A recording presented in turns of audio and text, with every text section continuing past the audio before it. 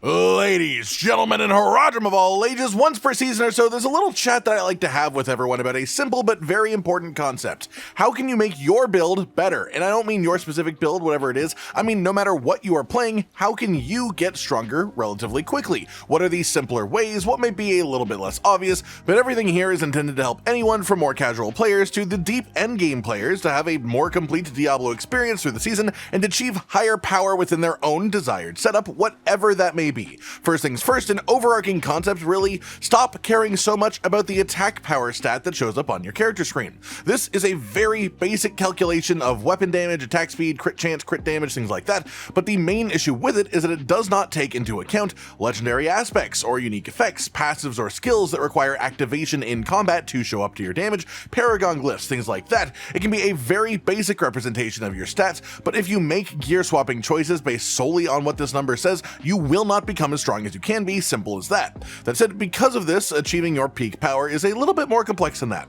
but the main answer is that you want to hunt for damage multipliers. In your skill tree, on your paragon board, in your paragon glyphs, from your aspects and uniques, anything that has an X in the advanced tooltip instead of a plus means that it will multiply your damage rather than adding on top of it. If you're not showing advanced tooltips, you can activate that in the gameplay settings. This is important because as you gain more additive damage, each source of new additive damage becomes worth less in comparison.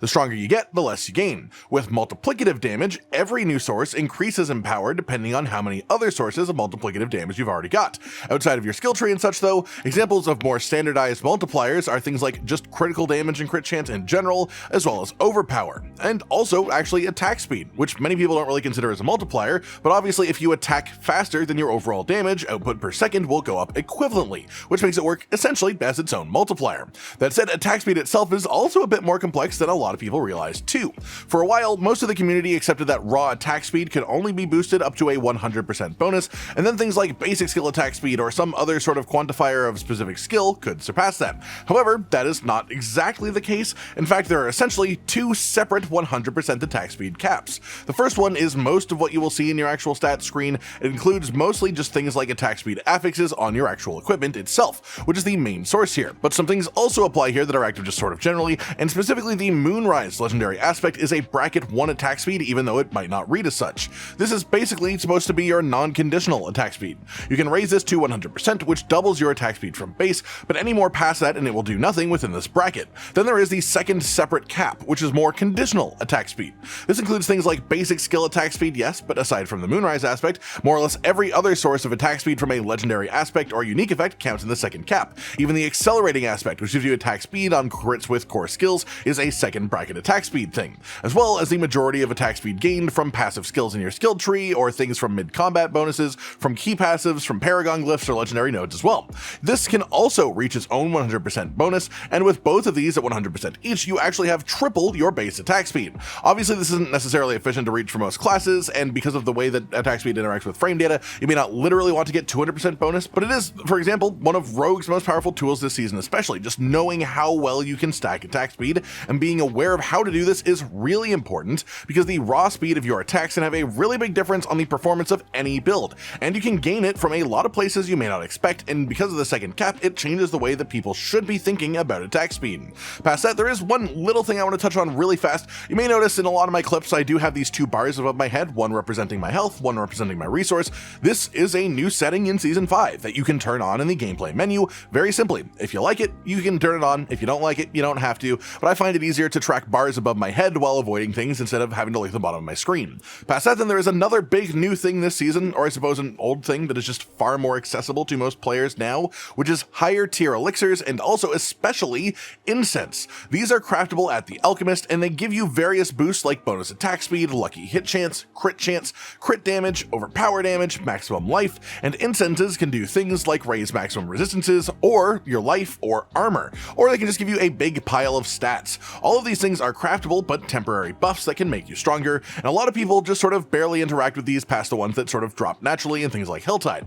In previous seasons, this was very understandable to do, as they weren't really friendly to farm by any means. You had to go out of your way to do it, and when you compare searching for herbs to slaying monsters, I always know what I would rather do, at least personally. This season, however, pretty much all of the materials required to craft both elixirs and incenses drop in quite a large amount from the infernal hordes endgame activity, specifically from the crafting material chest you have the ability to open for 20 Aether at the end, as they had the forethought to actually put all these materials in there. As a result, if you do infernal hordes and open this chest multiple times at the end, which the vast majority of people will want to do anyways just for the masterworking materials this gives you, you will also gain the materials to craft elixirs and incenses, which you could hopefully use to push higher tiers of the pit. That said, let's talk about how to use these things all together. You can have 1 elixir active as well as 3 incenses active at the same time. However, these cannot be any 3 incenses, they can't be anything that you choose, as incenses have a type, which is shown when you look at their tooltip. You can have 1 type 1, 1 type 2, and also a type 3 incense all active at the same time, but never more than 1 of the same type. For most classes, the best version of this combo turns into Chorus of War for a big stat bonus in general, a lot of all stats and also some crit damage and overpower damage, Spiral Mourning for an all stats bonus as well, and then the type 1 incense for whatever your class's main stat is, mine being dexterity. Altogether, this is plus 80 of your main stat, which is essentially an 8 to 10% damage increase to skills depending on what your class is, as well as 55 to the rest of your stats as well, which increases things like natural crit chance and dodge chance, as well as activating some Paragon nodes that might not have been before.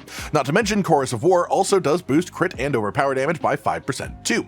As for elixirs, that is much more build dependent. There are lots of different ones that will be more powerful depending on what your actual setup is, with the Advantage elixir being a good general baseline if you are unsure what to use yet, because it's just cheap to make, and attack speed and lucky hit chance are a generally good combo for most builds to be able to gain power from. Past that, this is something that a lot of people are starting to catch on to more over time, but still probably not as many as they should. Trade your items. There is trade chat in game for a more basic version of this if you don't want to go out of the game, but you can use communities like our own Discord linked in the description, or there are websites like diablo.trade, which is actually run by the official Diablo community Discord channel. It links to your Battle.net properly, and you can do this safely to list items for sale or set up purchases from other people's items. This is entirely gold based. It's not a real life money thing by any means, just a system to trade your in-game gold for items or items for gold with other players. And no matter which side you are on, you either get the gold that you're after or you get an item to make you stronger. So really it's a win-win for all the players involved, and the website takes nothing.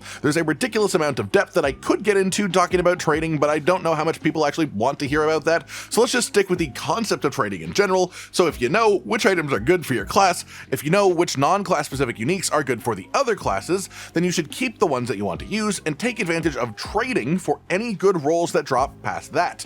You can make a ton of gold by just doing the gold chest in Infernal Hordes this season, like 50 million in a matter of minutes on the higher tiers, but that's not why I'm currently personally sitting around 2 billion gold. That is because I trade with other players. And while things like 3 Greater Affix weapons or such are ridiculously expensive to trade for and unlucky to find yourself, something like a just decent roll of a build enabling unique item is usually relatively cheap and accessible through the trade market, so you can use this system both to make gold, but also to spend it on things that let you play the game the way that you want to play it, and let you do so with more powerful gear as well. That said, a couple last little notes here. One of them is for items that you want to use. If an item rolls with, say, 2 Greater Affixes, but one of them is good for you and the other one is not, the item could still be worth rolling on and using. One change for Season 5 that many people often forget is that items with Greater Affixes now have more temper rerolls for each Greater Affix that they have. So even if a 2 Greater Affix item only has 1 Greater Affix that you want and 1 that you don't, if the third stat is something that you like, you can enchant off the Greater Affix that you don't like, and it's still worth considering because it has an extra temper reroll over another item.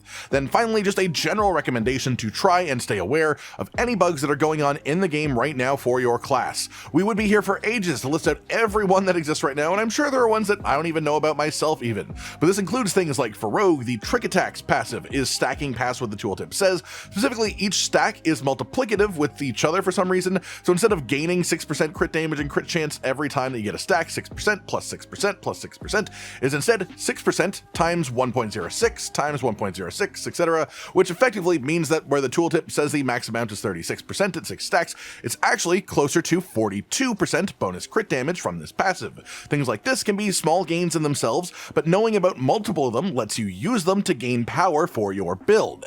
For Sorcerer, this works a bit in the reverse way. There are things like the Oculus Wand or the Blue Rose Ring, which have new affixes like chance for bonus ice spikes. These are, for whatever reason, not actually working properly right now. Specifically, what they're doing is not increasing with masterworking ranks on those items. This is confirmed to be a bug. We don't know when it will be fixed, but knowing this helps you weigh the fact that these items are weaker currently in practice than they would have been in theory, and change your build accordingly if necessary.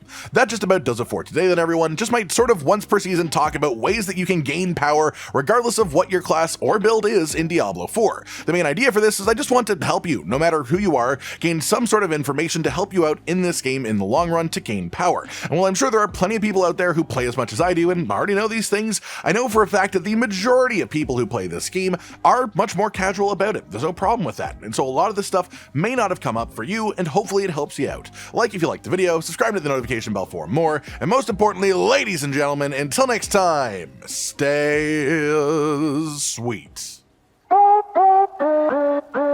Josh, Cotton, and Hollow with the videos, dropping the humor like a hammer on your tippy toes, bringing entertainment on a daily arrangement to take our insanity and turn it into entertainment. Yes, I said entertainment twice, to reiterate that it is nice to look into your faces on a mostly daily basis when you let us in your homes to make the whole world a stage. Goodbye.